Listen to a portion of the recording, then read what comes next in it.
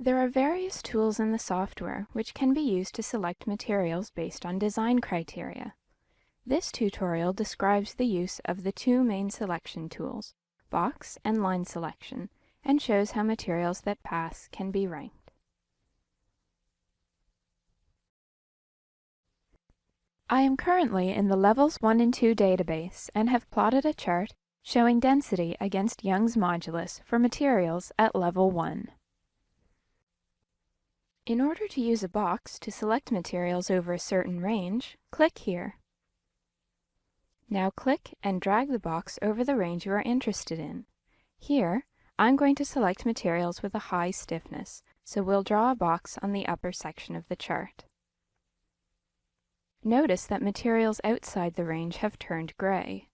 This means they have failed the selection. To hide these materials, click here. You can see that the materials have disappeared from the screen. In order to delete the box selection, click here. The graph has now been restored and all the materials can be seen. To use a line for material selection, click here. Now choose a gradient for the line and enter it in the box. Here, I'm going to use 1. This will produce a line showing the ratio of Young's modulus to density. This is the specific stiffness, which is a very important property for low-weight design.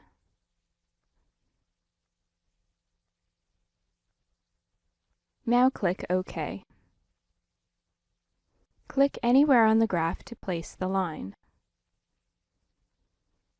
All materials which fall on the line have the same value of specific stiffness.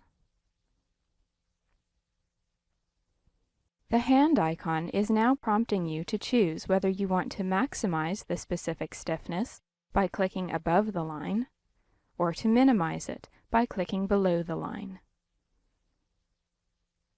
Here, I'm going to choose to maximize the ratio, so I'm going to click above the line. You can see that materials below the line have turned gray. They have failed the selection.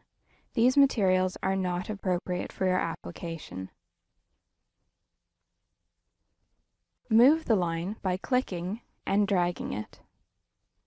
As you move the line upwards, the value of specific stiffness increases, causing the number of materials passing the selection to decrease.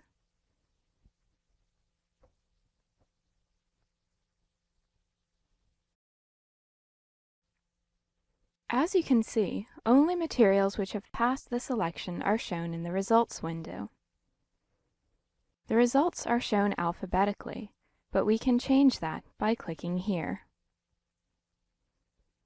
You can use any of the properties to rank the results. Here, I'll rank them by the performance index, specific stiffness.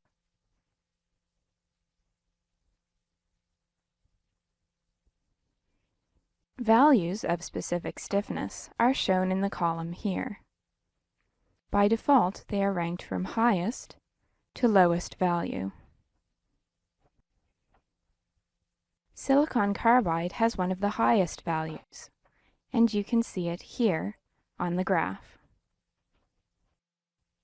There are various other advanced features which can be used with a graph. You can find information on them in CES Help.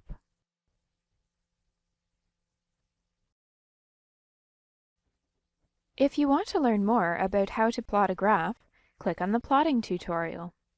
If you want to learn more about how to alter the appearance of a graph, click on the display tutorial.